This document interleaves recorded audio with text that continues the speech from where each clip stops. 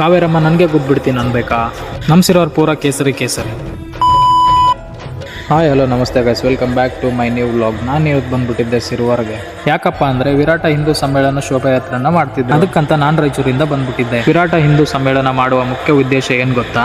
ಹಿಂದೂ ಪರಂಪರೆ, ಆಚರಣೆ, ಚಿಂತನೆ ಹಾಗೂ ಸಾಂಸ್ಕೃತಿಕ ರಕ್ಷಣೆಗಾಗಿ, ಸಮಸ್ತ ಹಿಂದೂ ಸಮಾಜ ಜಾಗೃತಿಗಾಗಿ. ಇದರ ಮುಖ್ಯ ಉದ್ದೇಶ ಏನು ಗೊತ್ತಾ? ನಾನು ಆ ಜಾತಿ ಈ ಜಾತಿ ಅನ್ನೋರ್ಗೆ ನಾವೆಲ್ಲ ಹಿಂದೂ, ನಾವೆಲ್ಲ ಒಂದು ಅಂತ ಹೇಳೋಕೆ ಈ ಸಮ್ಮೇಳನ ನಡೆಸ್ತಾರೆ. ನನಗೆ ಇದ್ರ ಬಗ್ಗೆ ಇಷ್ಟು ಗೊತ್ತಿದೆ. ನಿಮಗೆ ಗೊತ್ತಿದ್ರೆ ನೀವು ಕಮೆಂಟ್ ಮಾಡಿ ತಿಳಿಸಿ. ನನಗೆ ನೀರಡಿಕೆ ಆಗಿತ್ತು ಅಂತೇಳಿ ನಾವು ಕುಡಿದ್ವಿ ಜ್ಯೂಸ್. ಇದರಲ್ಲಿ ನಮ್ಮ ಸಿರುವಾರ್ ಜನ ತುಂಬಾ ಜನ ಸೇರಿದ್ರು. ಹೆಣ್ಮಕ್ಳು, ಗಂಡ್ ಮಕ್ಳು, ದೊಡ್ಡವರು, ಸಣ್ಣವರು ಅನ್ನೋದೇ ಎಲ್ಲರೂ ಬಂದಿದ್ರು. ಅಲ್ಲಿನ ಸಣ್ಣ ಸಣ್ಣ ಮಕ್ಕಳೆಲ್ಲ ಸೇರಿ ಧಾರ್ಮಿಕ ವೇಷಗಳನ್ನು ಕೂಡ ಹಾಕಿದ್ರು. ಇದನ್ನೆಲ್ಲ ನೋಡ್ಕೊಂಡು ನಾವು ಹೊರಟು ಬಿಡ್ತೀವಿ ಸ್ಟೇಜ್ ಕಡೆಗೆ.